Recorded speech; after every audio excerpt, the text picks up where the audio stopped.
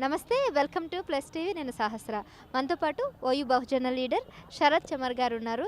So Nallaganti Sarath Chamar గారు ఈ లక్ష డంపులు 1000 గొంతుల కార్యక్రమానికి స్టేట్ కోఆర్డినేటర్గా కూడా నిర్వహించడం జరుగుతూ ఉంది. మరి ఈ కార్యక్రమం గురించి పూర్తిగా మాట్లాడదాం.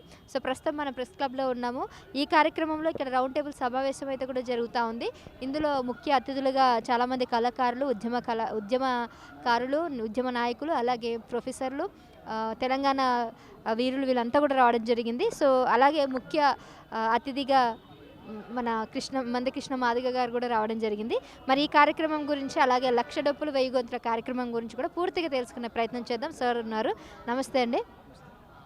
సో చెప్పండి సార్. సో మీరు ఎప్పుడైతే ఈ లక్ష డప్పులు 1000 గంతుల కార్యక్రమానికి స్టేట్ కోఆర్డినేటర్గా ఉన్నారు కదా, సో దీనికి సంబంధించి అసలు ఏం ఉద్దేశంతో, ఏ ఎజెండాతో మీరు ముందుకు వెళ్ళాలనుకుంటున్నారు?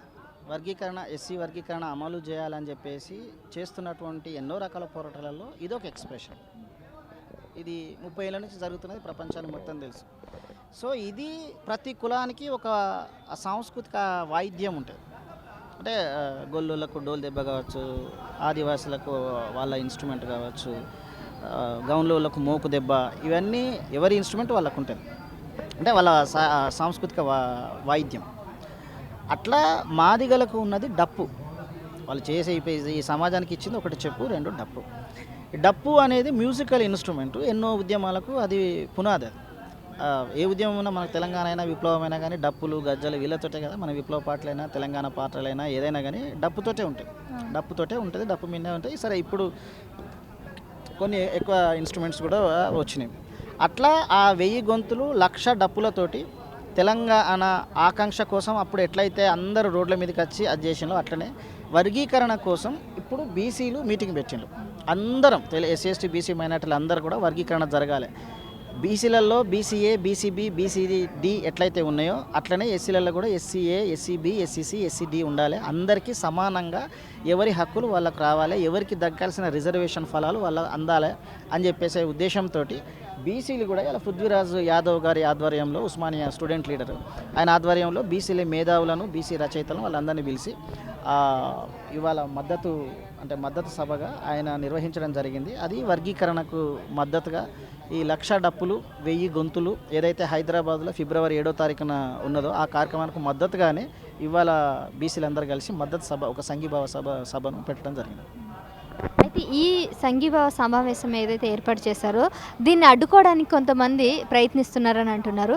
ఎవరు అడ్డుకుంటున్నారని మీ ఉద్దేశం? అసలు అడ్డుకున్నారంటే వాళ్ళు సభ పెట్టి అడ్డుకున్నారు కదా. ఉత్తగా అంటే మామూలుగా లోపల ఏం చెప్పారు కదా, అంటే బాహటంగానే వచ్చిళ్ళు, బహిరంగంగానే వచ్చిళ్ళు, బహిరంగ సభనే పెట్టిళ్ళు వాళ్ళు. వివేక్ ఆధ్వర్యంలో చాలామంది వచ్చి పెట్టిళ్ళు, వాళ్ళు సభ పెట్టిళ్ళు.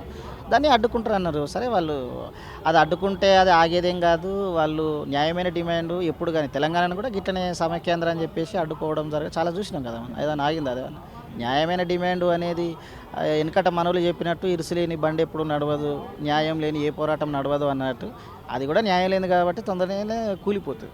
ఎందుకంటే కృత్రిమంగా ఏది మనం ఏర్పాటు చేసినా త్వరలోనే కూలిపోతుంది తప్ప ఎక్కువ రోజులు అదేం నడవదు. వాళ్ళ ఉద్యమం కూడా అదే కూడా బంద్ అవుతుంది దుకాణం. సార్, అయితే ఇప్పుడు ఈ కార్యక్రమానికి ముఖ్యంగా మాలా సామాజిక వర్గానికి నష్టం జరుగుతుందా? వీళ్ళెందుకు దీని మీద అంత వ్యతిరేకత చూపిస్తున్నారంటారు? అక్కడ వర్గీకరణ జరిగితే నష్టం జరుగుతుంది అనేది వాళ్ళు స్టాట్స్ తోటి చెప్పాలి. ఇప్పుడు నిజంగానే వర్గీకరణ జరిగితే ఎందుకు నష్టం జరుగుతుంది, ఎవరికి నష్టం జరుగుతుంది అనేది వాళ్ళు కూడా మీటింగ్ పెట్టచ్చు, లేదా కలిసి పనిచేయచ్చు. ఇదో గిట్ట అయితే మనం వర్గీకరణ మొత్తం అయితే పంచుకోవాలి కదా. అంబేద్కర్ చెప్పింది రిజర్వేషన్ ఎందుకు తీసుకొచ్చింది? అసలు ఈ దేశంలో అగ్రవర్ణాలు మాత్రమే కాదు, బ్రాహ్మణులు, క్షత్రియులు, వైశ్యులు వీళ్ళే కాదు, బీసీలు కూడా ఉన్నారు. 90% మంది ఉన్నారు. అంటే 90% మందిలో బీసీలు 50% ఉన్నారు. ఈ 5%, 10% కాదు, 90% ఎస్సీ, ఎస్టీ, బీసీ మైనార్టీలు ఉన్నారు. కాబట్టి మైనార్టీ కొంత ఉండాలి, ఆ సింహభాగం బీసీలకు ఉండాలి. అట్లనే 20% లేదా ఇప్పుడు 15% వీళ్ళకు ఉండాలి అని చెప్పేసి రిజర్వేషన్ యొక్క ఫలాలు. కాబట్టి అందరికీ అందాలనే కదా. బీసీలకు ఎంత శాతం ఉండాలి? బీసీలలో ఉన్నది కదా, బీసీఏ, బీసీబీ, బీసీడి, బీసీ. అది వెనుకబాటుతనంతో వచ్చినటువంటి, అట్లనే అన్టచబిలిటీ తోటి, అంటే అంటరానితనంతో కూడా రిజర్వేషన్లు వచ్చినాయి. అసలు రిజర్వేషన్ ప్రక్రియ అంటరానితనంతో బేసిక్ సామాజిక సమస్య, ఆర్థిక సమస్య కాదు, సామాజిక సమస్య కాదు. కాబట్టి అదే అణచివేత బీసీలకు కూడా ఉన్నది, అగ్రవర్ణాలతో. బీసీలకు కూడా రిజర్వేషన్ ఉంది. ఇది ఒక సబ్జెక్ట్. అది పక్కన పెడితే అది జరిగితే వర్గీకరణ జరిగితే నష్టపోతారు అని అంటే ఎట్లా నష్టపోతారు, ఎవరు నష్టపోతారు, నష్టపోయేది ఉంటే ఎట్లా ఏ ప్రాతిపదికంగా నష్టపోతారని చెప్తే దాని ప్రకారంగా సమాజం మొత్తం యాక్సెప్ట్ చేస్తుంది కదా. ఇప్పుడు కృష్ణమాదేవి గారు 30 ఏళ్ళ నుంచి చేస్తున్నారు. ఇగో మా జనాభా శాతం ఇంత, ఇక్కడ తెలంగాణలో ఒక 60 లక్షల మంది ఉన్నాం, సరే 50 లక్షల మంది మాదిగలు ఉన్నారు అయినా చెప్తున్నారు. మీరు 20 లక్షల మందో 30 లక్షల మందో మాలలు ఉన్నారు అని చెప్తున్నారు. ఇప్పుడు ఏ లెక్క ప్రకారం చూసినా ఎక్కువ ఉన్న వాళ్ళకి ఎక్కువ శాతం దక్కాలి కదా. కాబట్టి మాకు దక్కాల్సినటువంటి ఫలాలు దక్కాలి, రిజర్వేషన్ ఫలాలు. అట్లనే మాలో ఉన్నటువంటి ఉపకులాలకు కూడా దక్కాలి. ఇప్పుడు 59 కులాలు అండి ఎస్సీలో. ఒకటి మాల, మాదిగ, ఇవి 2 తీసేస్తే 57 కులాలు. ఈ 57 ఉపకులాలే, మాలలై మాదిగల ఉపకులాలు కొన్ని, మాదిగల ఉపకులాలు కొన్ని. ఇవి రెండింటికి దక్కాలి అని చెప్పేసి ఆయన ఒక స్టాట్స్ ప్రకారం చెప్తున్నాడు. ఇగో ఇట్లయితే అందరికీ న్యాయం జరుగుతుంది. ఎస్సీ ఏలా ఇగో వీళ్ళు ఉండాలి, ఎస్సీ బీలా ఇగో ఇంతమంది ఉన్నారు, ఎస్సీ సిలా ఇగో వీళ్ళు, ఎస్సీ డీలా వీళ్ళు ఉన్నారు అని చెప్పేసి ఆయన స్టాట్స్ చెప్తున్నాడు. అట్లా కాదు, ఆయన రాగానే నువ్వు కూడా నిరూపించి మీటింగ్ పెట్టచ్చు. కానీ మీటింగ్ పెట్టి అన్యాయం జరుగుతుందని చెప్పేసి కృష్ణమాదిగని తిట్టి అది స్టాట్స్ ప్రకారం ఇది ఇట్లయితే మనం పంచుకుందామని కలిసి కూడా పెట్టచ్చు కదా, మీటింగ్లు పెట్టచ్చు కదా. నువ్వు నీ దాంట్లో న్యాయం ఉంటే, నువ్వు చేసే పోరాటంలో న్యాయం ఉంటే ప్రజలే రథం పడతారు కదా. ఆయన అంటున్నాడుగా, నేను ఖచ్చితంగా నేను మీకు మద్దతుని పలకడానికి ఉన్నాను, నేను కృష్ణమాదిగ అన్నతో కూడా కలిసే పోరాటం చేద్దాము. అసలు ఏబిసిడి వర్గీకరణ అన్నది సెంట్రల్ నుంచి కూడా జరగని దానికి అది జరగదని అన్నకు కూడా తెలుసు. బట్ స్టిల్ కావాలనే మాదిగలందరికీ అన్యాయం చేయడానికే అసలు వాళ్ళని ఒక గొర్రెలాగా వాడుకోవడానికి తప్ప ఇలాంటి కార్యక్రమాలు పెడుతున్నారు. అసలు ఇది అసలు జరగని పని అనేది అంత కాన్ఫిడెంట్గా చెప్తున్నారు మాల వాళ్ళు. ఓకే, వాళ్ళు చెప్పని అదే చెప్తే మంచిదే. వాళ్ళు మాదిగలను గొర్రెలు చేస్తున్నారు అంటున్నారు. ఓకే, వీళ్ళదే సంఘం అట. ఇప్పుడు వివేక్ ఉన్నాడు అనుకో, ఏం సంఘం అనేది, మాల సంఘమా? ఇప్పుడు ఎంఆర్పిఎస్ ఆయన స్థాపించాడు, మాదిగ రిజర్వేషన్ పోరాట సమితి. వివేక్ దగ్గర ఏ సంఘం? వివేక్ ఇంతకుముందుకు టీఆర్ఎస్లో ఉన్నాడు, తర్వాత బీజేపీలోకి పోయాడు, ఇప్పుడు కాంగ్రెస్లో ఉన్నాడు. రేపు ఇంకెక్కడికైనా పోతాయి ఆయన ఏదే సంఘము. నువ్వు ఎవరికి చెప్పాలి? నిజంగా నువ్వు మాల సంఘము పెట్టి మాట్లాడితే ఓకే. జూపూడి ప్రభాకరు, కార్యం శివాజీ, అంతకుముందు పివి రావు వాళ్ళు మాల సంఘంలో ఉన్నారు, వాళ్ళు మాట్లాడిండ్రు. నీది ఏ సంఘం? ఇప్పుడు మాదిగ సంఘం నుంచి కదా వీళ్ళు పెట్టింది, కాంగ్రెస్ వాళ్ళు పెట్టినా. ఇప్పుడు ఎంఆర్పిఎస్ అనేది 30 ఏళ్ళుగా ఎంఆర్పిఎస్ బ్యానర్ మీదే కొట్లాడుతున్నది. కాంగ్రెస్లో వచ్చి కొట్లాడతలేరు, టీఆర్ఎస్ వచ్చి కొట్లాడతలేరు కదా. మీరు కూడా ఎవరు కొట్లాడాలి? మాల సంఘం కొట్లాడాలి. సరే, రైటా రాంగా ఏ డిబేట్ అయినా వివేక్ ఏ పార్టీ, అసలు ఏ పార్టీలో ఉన్నాడు? పోనీ దీని మీద నిలబడతాడా స్టాండ్ మీద? కృష్ణమాదిగా మోసం చేస్తున్నాడు అంటే ఓకే, మరి న్యాయం ఏంటో నువ్వు చెప్పరాదు బయటకు వచ్చి. ప్రజలందరూ నమ్ముతారు అది న్యాయంగా ఉంటే. అది నిజంగా న్యాయమైన పోరాటం అంటే నీ వెనకనే ఉంటారు. గర్జన పెడితే ఎటో పోతే ఏడున్నావు ఇప్పటిదాకా. కృష్ణమాదిగా నిత్యం లైవ్లోనే ఉన్నాడు, 30 ఏళ్ళ నుంచి లైవ్లో ఉన్నాడు. ఏ ఇయర్లో ఉన్నావు నువ్వు? ఇప్పుడు నీ ఉద్యమం వయసు ఎంత? అసలు ఇంతకుముందు ఎందులో ఉన్నావు నువ్వు? వివేక్ గారికి విజ్ఞప్తి చేసేదంటే మాదిగలను గొర్రె లెక్క నమ్మిస్తున్నాడు కృష్ణమాదిగ అంటున్నాడు కదా. నీ ఉద్యమం వయసు ఎంత? ఇంతకుముందు ఏ సామాజిక ఉద్యమాలు ఉన్నాడు? వాళ్ళందరూ కూడా ఏ సామాజిక ఉద్యమాలలో ఉన్నారు? ఆ మీటింగ్ పెట్టినటువంటి వాళ్ళు కూడా ఏ సామాజిక ఉద్యమాలలో ఉన్నారు? ఏ ఉద్యమాన్ని నడిపించారు? నీది కుల సంఘం అయితే కుల సంఘం నుంచి ప్రశ్న అడుగు, తప్పేం లేదు. కృష్ణమాదిగ ఎంఆర్పిఎస్ అనేటువంటి బ్యానర్ మీద బాజాప్తా అడుగుతున్నాడు, మాదిగ రిజర్వేషన్ పోరాట సమితి సంధిస్తున్న ప్రశ్నలు అంటున్నాడు. వాళ్ళు ఉన్నటువంటి వాళ్ళు ఏ సంఘం మీరన్నా చెప్తారా? వాళ్ళు ఏ సంఘం? వాళ్ళది కుల సంఘమా? మరి ఈ వర్గీకరణ కోసం కాంగ్రెస్ పార్టీ మీటింగ్ పెట్టిందా? బీజేపీ పార్టీ మీటింగ్ పెట్టిందా? టీఆర్ఎస్ పార్టీ పెట్టిందా? నక్సలైట్ పెట్టిందా? ఎవరు పెడుతున్నారు? మాదిగ రిజర్వేషన్ పోరాట సమితి అనే మందకృష్ణ మాదిగ అన్న గారు పెడుతున్నారు. మాల బ్యానర్ నుంచి కూడా నువ్వు కూడా పెట్టు, మాల మహానాడు నుంచి కూడా పెట్టు. కానీ ఎవరు వీళ్ళంతా? మాల మహానాడు వాళ్ళంతా మాల మహానాడు కుల సంఘం నడిపించడం వల్ల పోనీ వాళ్ళ దాంట్లో ఉపకులాలే లేవు కదా. ఉపకులాలు ఎందుకు లేవు? వాళ్ళ దాంట్లో కూడా మా దాంట్లో ఉపకులాలు చాలా తక్కువ ఉన్నాయి అని చెప్పేసి వాళ్ళు అంటున్నారు. పెడితే మాలదాసరి, పంబాల ఇవన్నీ కూడా వాళ్ళ దాంట్లో ఉన్న ఉపకులం. మా దాంట్లో దక్కలి, మ్యాస్టి, చిందు, మొండి ఇదంతా మా దాంట్లో ఉపకులం. దాంట్లో ఎక్కువ ఉన్నాయి, వాళ్ళ దాంట్లో ఎక్కువ లేవు. వాళ్ళ దాంట్లో కనుక ఇలా పెట్టినట్లయితే వాళ్ళకి పెద్దగా ఒరిగేది లేదు. ఈ దాంట్లో ఈ వర్గీకరణ చేయడం వల్ల వాళ్ళకి ఎక్కువ నష్టం జరుగుతుంది అనేది వాళ్ళ వాదన. ఇప్పుడు ఇద్దరు కూర్చొని ఈ ప్రాతిపదిక మీద వర్గీకరణ జరగాలి. ఉపకులాలకు గిన్నె ఉండాలి, మాల ఉపకులాలకు గిన్నె ఉండాలి, మాదిగ ఉపకులాలకు గిన్నె ఉండాలని కూర్చొని చర్చ చేయాలి కదా. మరి తొడగొట్టి ఆంధ్రోళ్ళని పట్టుకొచ్చి కృష్ణమాదిగని తిట్టుడు ఎక్కడిది? నీ ఉద్దేశం పంచాలనే కదా.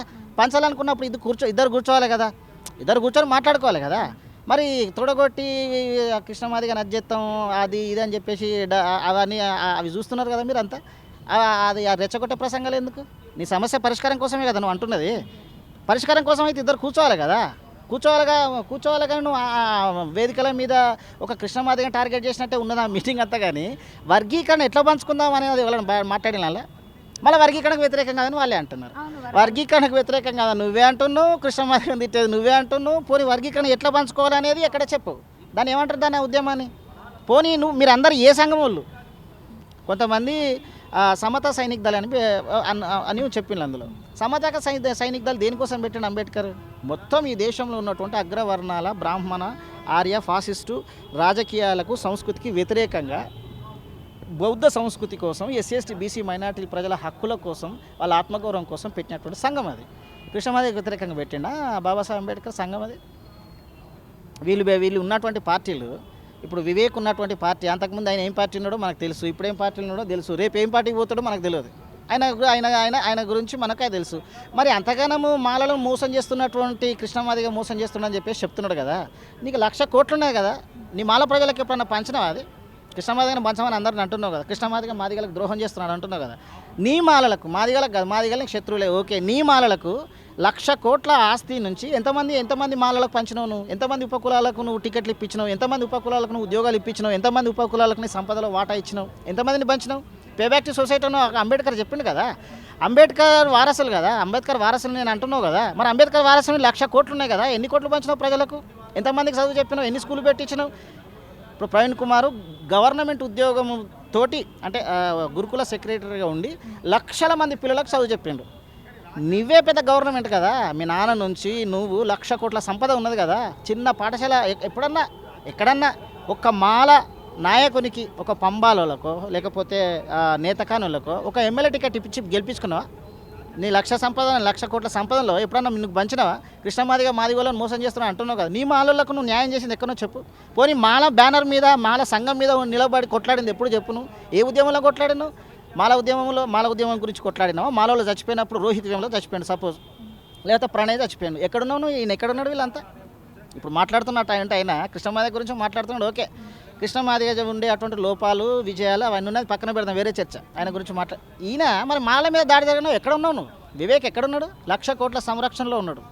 ఒక్కసారి కూడా రోహిత్ వేముల ఉద్యమంలోకి రాలేదు. ఒక్కసారి కూడా ప్రణయ్ చచ్చిపోతే అంత దారుణంగా హింసించి చంపితే, దారుణంగా నడి రోడ్డు మీద చంపితే ఒక్కసారి కూడా రాలేదు. మిర్యాల కూడా అమృత ప్రణయ్ విషయంలో ఈ సామాజిక ఉద్యమాలలో ఎక్కడున్నాడు ఆయన? అది తెలుసు, ప్రజలందరూ చూస్తున్నారు కదా. నువ్వు ఒక కృష్ణమాదిగ వాళ్ళను నమ్మించి ద్రోహం చేస్తున్నాడు, వాళ్ళను గొర్రెలను చేస్తున్నాడు అంటే ప్రజలందరూ చూస్తలేరా? ప్రజలందరూ పిచ్చోళ్ళ. తెలంగాణ రాష్ట్రం ఎందుకు రావాలో ఓట్లేసిండ్రు, కేసీఆర్ తెచ్చిండ్రు. ఇది పని కష్టాలు అని ఇమీడియట్లీ తీసి పక్కన పెట్టి కాంగ్రెస్ని తెచ్చుకున్నారు. కాంగ్రెస్ కూడా ఇట్లా అంటే రేపు కాంగ్రెస్ కూడా దించి ఇంకోటి తీసుకొస్తారు. ప్రజలంతా పిచ్చోళ్ళ, అలా గమనిస్తలేరా? సో మొత్తానికి అయితే మీరు అనుకున్నది ఏదైతే వర్గీకరణ జరగాలని అనుకుంటున్నారో, సో ఒకవేళ అడ్డొచ్చిన వాళ్ళని వాళ్ళ చావుడప్పు కొడతామన్నట్టుగా మీరు కొన్ని వ్యాఖ్యలు చేయడం జరిగింది.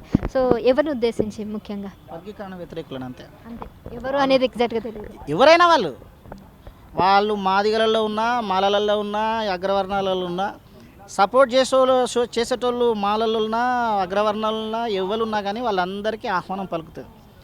కావాల్సుకొని ఒక సామాజిక ఉద్యమాన్ని తెలంగాణకు వ్యతిరేకంగా ఉద్యమం చేస్తే ఏమైంది? వాళ్ళందరికీ సాగు డబ్బు కొట్టలే. అప్పుడు మనం సాగు పాటలు బాగాలేదా? అయ్యోను వాను అవ్వను అని పాట బాగాలే.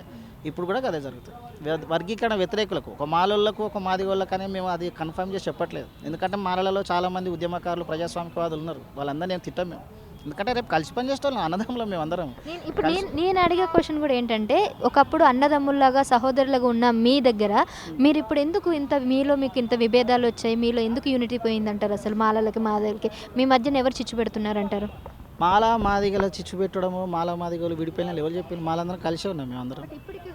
ఈ మాదిగ మీద ఇప్పటికి కూడా వివాదాలు జరుగుతున్నాయి కదా. నేనేమంటున్నానంటే మాదిగలం కలిసినే ఉన్నాం, అన్నదమ్ముల్లాగానే ఉంటాం కూడా.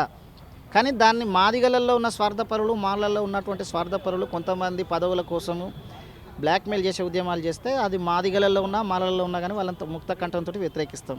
వాళ్ళు ఇప్పుడు అన్నదమ్ములాగా ఎక్కడ విడిపోలేము. మేము విడిపోదామని కూడా ఎక్కడ అంటలేము. కలిసి పంచుకుందాం, కలిసే ఉందాం, కలిసి పంచుకుందాం, ఇది మా నినాదం. కలిసే ఉందాం, కలిసి పంచుకుందాం. కానీ కలిసి ఉండి నువ్వు దోపిడీ చేస్తా అంటే మాత్రం కుదరదు. అలాంటి వాళ్ళని వ్యతిరేకిస్తున్నాం తప్ప విడిపోవడం ఎక్కడ లేదు. ఇంతకుముందు కలిసే ఉద్యమాలు చేసినాం, ఇప్పుడు కూడా కలిసే ఉంటాం, ఫ్యూచర్లో కూడా కలిసే ఈ ఆధిపత్య అగ్రవర్ణ ఏదైతేనో దాని మీద యుద్ధం చేయడానికి తప్పకుండా సోదరులను వాళ్ళు కలుకుంటే మేము ఉండవు, మేము లేకుండా వాళ్ళు ఉండలేము. ఇద్దరం కలిసి అన్నదమ్ములాగా పనిచేస్తాం, పనిచేస్తాం కూడా. కొంతమంది చేయబట్టి మాదిగలు విడిపోయిందని ఎక్కడా లేదు. స్వార్థపరులు చేస్తున్నటువంటి ప్రచారం అది. Right sir, thank you sir, thank you so much. So sir చెప్పినట్టుగా మనకి ఇప్పుడు అన్నదమ్ములాగా ఉన్న వాళ్ళని కావాలని కొంతమంది స్వార్థపరులు మాత్రమే ఇలా విడదీయడానికి ప్రయత్నిస్తున్నారు తప్ప ఇంకా మరెవరు లేదు. దానికి అడ్డుకొచ్చిన వాళ్ళని ఖచ్చితంగా వాళ్ళ మీద చర్యలు తీసుకోవడానికి మేము ముందుకెళ్తామని కూడా చెప్తున్నారు. ఒకటి స్టూడియో వీడియో జర్నలిస్ట్ వంశీతో సహస్ర, ప్రెస్ క్లబ్, హైదరాబాద్.